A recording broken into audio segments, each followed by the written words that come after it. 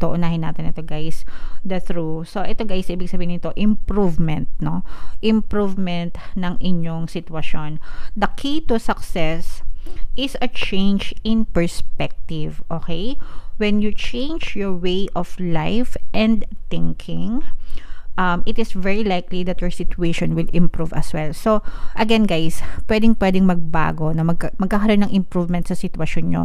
Pero, ang susi doon is yung pagbabago sa inyo, no? You have to change your life and your thinking completely. Yung perspective nyo, yung pananaw nyo sa buhay.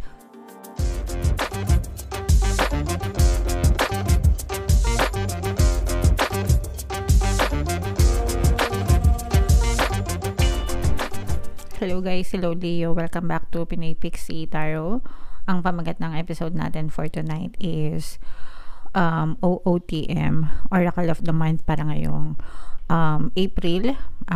May, para sa Leo, Sun, Moon, Rising Sign, and Venus. Meron tayong tatlong set ng decks dito guys. Ito yung para sa spiritual messages nyo, ito yung para sa life messages, and ito naman yung para sa love life mga kapiksi. Combination ng positive and negative energy guys. General reading lang, pwede mag-resonate, pwedeng hindi. So unahin natin tong deck na to guys, spiritual message. Tingnan natin kung anong mensahe sa inyo Leo. So, ito yung ating mensahe. Ang ganda na to guys, no? Kasi parang, kung mapapansin nyo yung image, nilalagay nyo yung corona sa kanya. Okay? Pero tingnan natin kung anong ibig sabihin itong message na to guys. Reclaim your energy. Okay? Grabe, sobrang ganda. Our energy is our responsibility, and how we give it away becomes a conscious choice as we step into empowerment. And yes, it is possible to restore the fragments of self we give away before we came to this awareness. So, your own self, your energy, your responsibility. In short, buhay mo, responsibility mo mga kapiksi. How we use our energy, kung paano natin siya ginagamit, kung paano natin siya sinasayang, it's you. Ikaw yung accountable dyan, guys. Okay? And of course, pwede nating bawiin, no? Yung power, take your power back, mga kapiksi. You have the power to own your energy and choose where you direct it, no? Pakinggan nyo mabuti, guys. Again, you have the power to own your energy and choose where you direct it. Energy mo yan, buhay mo yan. Ikaw yung magbibigay ng direction sa sarili mo, okay? Choose where you direct it. Ikaw yung soul responsible kung saan mo sasayangin yung energy mo. Sasayangan mo ba siya sa mga walang kakwenta-kwentang bagay? Or sasayangan mo ba siya sa mga bagay na makakapag-benefit ka in the end, 'di ba? So ikaw 'yan, ikaw yung nagdidikta diyan. So for example, nagreklamo ka sa buhay mo, tapos na-trigger ka, pumatol ka sa mga negatron, sinayang mo yung energy mo. Okay? Pero kapag ka ikaw ay nagpasalamat and you chose to be happy, ininvest mo yung energy mo into something good. So again guys, in your daily life, araw-araw niyo yung ginagawa mga kapiksi. Okay? Araw-araw natin yang ginagawa. So, itanong mo sa sarili mo, how do I spend my entire day? How do I spend my energy sa isang buong araw? 'Di ba? Ano yung fino-focus ko ng attention ko, ng energy ko? 'Di ba? Ask yourself, kasi kayo yung nakakaalam kung sinasayang nyo ba yung energy nyo or ini-invest nyo ba siya sa paraan na magbe-benefit kayo. Okay? If you are not at your optimal vibration, consider the core of why this may be. Detach from depleting influences and boost positivity. So, ayan na guys, kakasabi ko lang. Detach from depleting influences. Yung mga depleting, ibig sabihin, nakabawas ng energy yung mga kanigahan. Okay? So, stay away from those. Lumayo-layo kayo. Avoid. X nyo yan, no? X. I-ex nyo yan sa buhay nyo. Hindi nyo kailangan ng mga ganong klaseng energy mga kapisi or mga ganong klaseng influences na nagsasayang ng energy nyo. Okay? Instead, boost positivity. Ito na naman tayo si positivity. Think positive, di ba? Feel positive.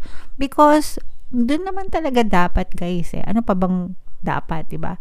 Dalawa lang naman yan. It's either negative or positive. So, ba't ka magpapaka-nega kung pwede ka naman magpaka-positibo? Okay? It is up to you to make the shift. Ikaw yan, mga kapiksi. It is up to you to make the shift. Ikaw ang makakapagpabago niyan. Kahit gaano ka-nega yung buhay mo, yung sitwasyon mo, it's still up to you kung paano mo gagamitin yung energy mo. Magmumukmuk ka ba? Patuloy ka na lang ba magrereklamo dahil sa nangyayari sa'yo? Or magpapaka-positive ka and you make the shift, no?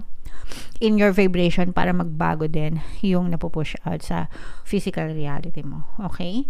Transform your life by choosing healing and self-empowerment. So, yung healing, kaya sinabi yung healing kasi baka may mga negative emotions kayo. Doon yan pag naiipon, yung mga sama ng loob nyo, galit, reklamo, hatred, grudges, resentment, no? Parang, kamalasan mo, sinisisi mo sa iba, sinisisi mo sa parents mo, sinisisi mo sa mga katrabaho mo, di ba? When in fact, ikaw naman talaga yan. Okay? You have to own it, you have to acknowledge it, mga kapiksi, and choose healing, no? Let go. Accept, okay, ito na yung buhay ko ngayon, wala na akong magagawa. Tanggap ko na. Pero, tanggap ko rin na pwede ko tong baguhin. Okay? That's how you start healing and practice the attitude of gratitude. Para imbes na magreklamo kayo, magpasalamat kayo sa mga meron kayo. And the more na you practice gratitude, the more na nasi-shift kayo to positive. Okay? Kickstart the upward spiral to abundant energy and soul presence. Okay? So, take your power back, mga kapiksi. Comment nyo sa baba, I'm taking my power back. Okay? Sa akin, ang power. Yan. So, i-mind nyo yan, guys, sa comment section para mabawi nyo yung totoong kayo, mga kapiksi. Okay? So, comment down below, guys, if feeling nyo nakaresonate sa inyo yung message na yan. And ito naman, para naman sa inyong life messages. So, shuffle natin to, guys. Habang sinashuffle natin to, panoorin nyo muna yung video natin regarding sa ating paano mag-manifest ng abundance video course. Kapiksi, sawa ka na ba sa mga struggles at hirap sa buhay mo? Masipag ka ba at masikap sa buhay ngunit hindi ka pa rin umaasenso? Ilang beses ka na bang nag-attempt magnegosyo at mag-invest pero palagi ka pa rin nalulugi? Sa pagkakataon na ito ay maaaring may subconscious beliefs ka na nagiging balakid sa iyong pag-unlad at pagyaman. Introducing, paano mag-manifest ng abundance video course. Dito ay matututunan mong ma-overcome ang mga balakid mo para tuluyan ka ng umunlad, umasenso, sumagana, maging matagumpay, successful at maswerte sa iyong kabuhayan, pera, trabaho, negosyo, salapi at kaperahan ng bonggang-bongga. Dali, mag-send na ng email sa pinoypixitaro@gmail.com at simulan na ang iyong pagyaman ngayon. Alright. So, sabay-sabay tayo, guys. Magpayaman ngayon 2024. Mag-avail na kayo ng course. Sobrang ganda niyan, guys. And ngayong April, meron tayong promo, guys. Magbibigyan ko ng 200 pesos na discount sa lahat na mag-avail ng course until April 30. Kaya mag-avail na kayo, guys. So, ito yung mga additional na messages para sa inyo, guys. Ito magkaibang mensahe ito. Unahin natin ito, guys. The true. So, ito, guys, ibig sabihin nito, improvement, no? Improvement ng inyong sitwasyon. The key to success is a change in perspective, okay? When you change your way of life and thinking, it is very likely that your situation will improve as well. So, again, guys, pwedeng magbago na magkakaroon ng improvement sa sitwasyon nyo. Pero, ang susi doon is yung pagbabago sa inyo, no? You have to change your life and your thinking completely. Yung perspective nyo, yung pananaw nyo sa buhay. Kasi, kahit na action kayo ng action, kilos kayo ng kilos, pero hindi naman nagbabago yung mga paniniwala nyo, yung belief system nyo, yung perspective nyo, yung pananaw nyo sa buhay, hindi rin magbabago yung buhay nyo, guys. Kahit na ang lagay natin na title sa Leo is abundance, blessings, pagpapala, kasaganaan, okay? Nandiyan yung energy ng reading, pero kung yung energy nyo hindi align dun sa energy ng reading, hindi nyo yan ma-experience. Kung gusto nyong ma-experience, kailangan nyong magbago. Okay? Assess nyo, itanong nyo sa sarili nyo, ano yung uri ng pamumuhay na meron ako sa araw-araw? Paano ako nabubuhay? Ano yung pattern of thoughts ko? Ano yung dominant na palagi kong iniisip? Ano yung matimbang sa akin? Ano yung mabigat sa akin? Diba? If you know, kung alam nyo kung saan kayo nanggagaling, alam nyo rin kung paano kayo pupunta sa pupuntahan nyo, kasi pwedeng nyo siyang baguhin, mga kapiksi. Unless you change yourself, hindi magbabago yung sitwasyon nyo. But this is a very nice message because pwedeng mag-improve yung sitwasyon nyo. Again, kapag kayo ay nagbago. So, kayo talaga guys yung susi ng tagumpay nyo, ng kasaganaan nyo, ng mga biyaya sa buhay nyo. Kayo yan. Okay? Alright. And ito namang erase, this is stagnation of luck naman. Pag sinabing stagnation of luck, stagnant, na-stuck, no? Na-stuck yung swerte nyo, na-stuck yung kabuhayan nyo, and this is a warning na you need to wait, okay? But again, pwede itong magbago kung magbabago ka. Nagets nyo ba? So, hindi porket sinabi na natin sa reading na stagnant yung buhay nyo or stagnant yung kasaganaan nyo, pero inaksyonan nyo, diba? Kumilos kayo, but at the same time, nag-change kayo ng perspective. So, this is unlikely to happen. Depende yan guys sa kung paano nyo ifo-focus yung attention nyo, no? Yung energy nyo. Again, you have to take your power back, diba? Reclaim your energy, mga kapiksi. Huwag kayong pumayag na stagnant yung swerte nyo. Huwag kayong pumayag na stuck kayo sa buhay nyo. Okay? Take your power back. Change para sa inyong success. Okay? So, sana naintindihan nyo guys, kasi sobrang ganda talaga ng mga messages. Ito guys, i-mine nyo yan sa comment section. Mine, I take my power back. Mine, pagbabago, diba? Magbabago ako simula ngayon. Magbabago na ako simula ngayon. Hindi na ako nega. Simula ngayon, hindi na ako magrereklamo.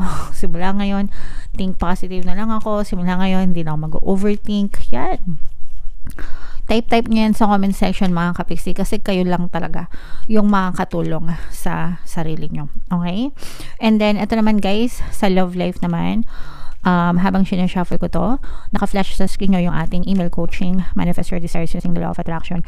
If meron kayo guys na mga specific na gusto nyong i-manifest, pwedeng love and relationship, pwedeng money or career, mga kapiksi, pwede kayo magpabook ng email coaching session with me. Mag-send lang kayo guys ng email sa pinoypixietarot@gmail.com. So, ito yung love messages para sa inyo. Love yourself first at saka keep an open mind. Okay? So, ito guys, love yourself first. Actually, whether in a relationship kayo or single kayo, dapat palagi ito. Okay? At saka, dapat love yourself, hindi love yourself first. Love yourself always. Okay? Love yourself always, mga kapiksi. Okay? If maganda yung pagmamahal mo sa sarili mo, you respect yourself, you love yourself, you will also be respected and loved by the people surrounding you, mga kapiksi. Okay? And you feel whole and complete na to the point na sometimes hindi mo na kailangan ng jowa, no? Kasi masaya ka na being on your own, mga kapiksi. Okay?